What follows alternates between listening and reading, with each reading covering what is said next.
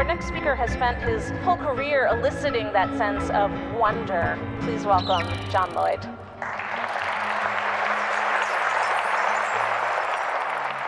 The question is, what is invisible? There's more of it than you think, actually. Everything, I would say, everything that matters, except everything, and except matter. We can see matter, but we can't see what's the matter. We can see the stars and the planets, but we can't see what holds them apart, or what draws them together.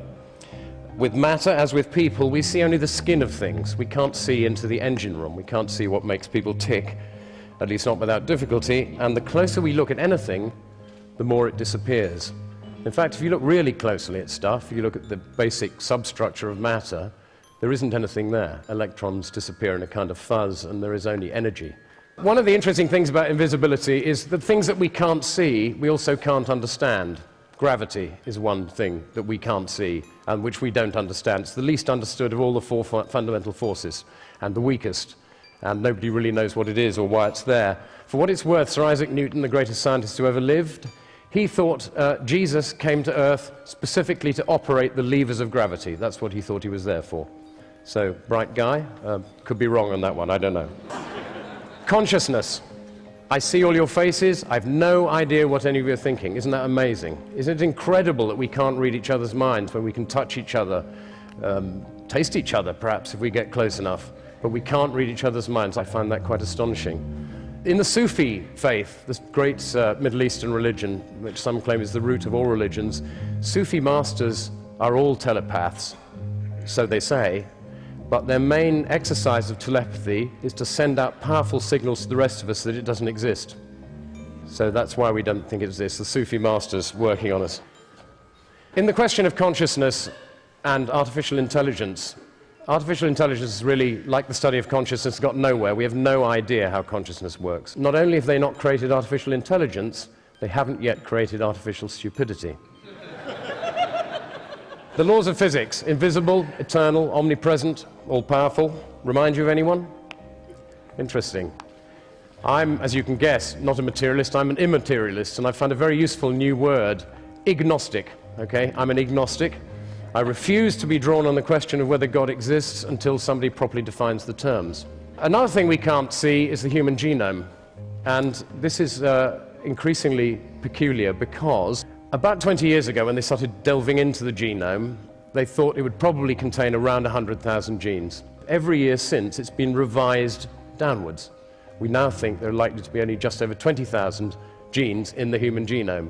This is extraordinary, because rice, get this, rice is known to have 38,000 genes. Potatoes have 48 chromosomes, 2 more than people, and the same as a gorilla.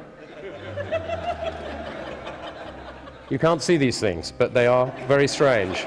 The stars by day, I always think that's fascinating. The universe disappears. The more light there is, the less you can see. Time. Nobody can see time.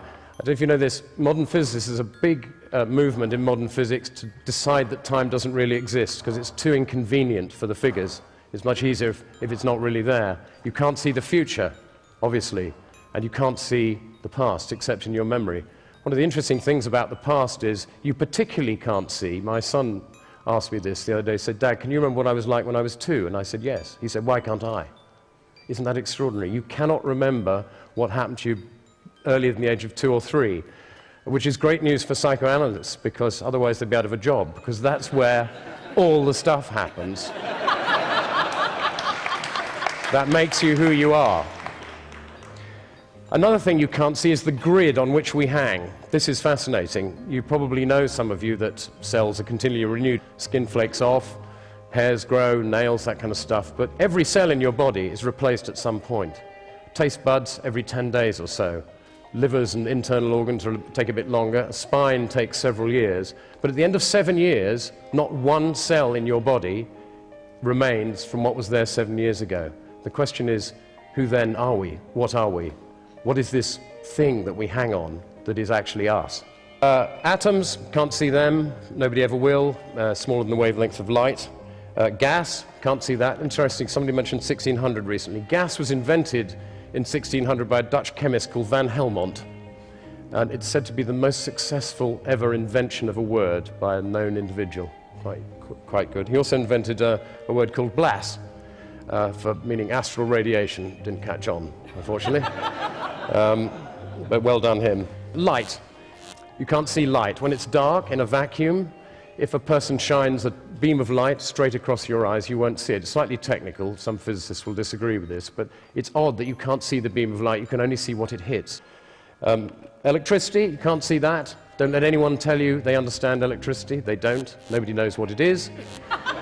You probably think the electrons in an electric wire move instantaneously down a wire, don't you, at the speed of light when you turn the light on? They don't. Electrons bumble down the wire about the speed of spreading honey, they say.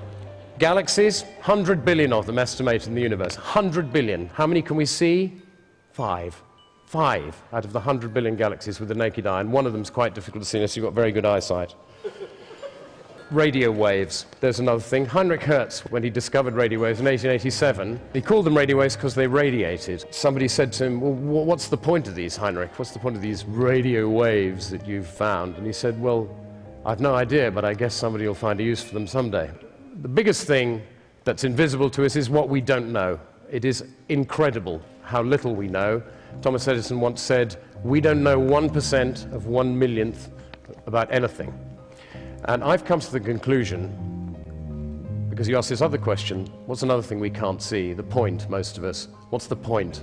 The point, what I've got it down to is there are only 2 questions really worth asking. Why are we here? And what should we do about it while we are? To help you, I've got 2 things to leave you with from 2 great philosophers, perhaps 2 of the greatest philosopher-thinkers of the 20th century, one a mathematician and engineer, and the other a poet. The first is Ludwig Wittgenstein, who said, I don't know why we are here, but I'm pretty sure it's not in order to enjoy ourselves. He was a cheerful bastard, wasn't he? And secondly and lastly, W.H. Auden, one of my favorite poets, who said, we are here on earth to help others. What the others are here for, I've no idea.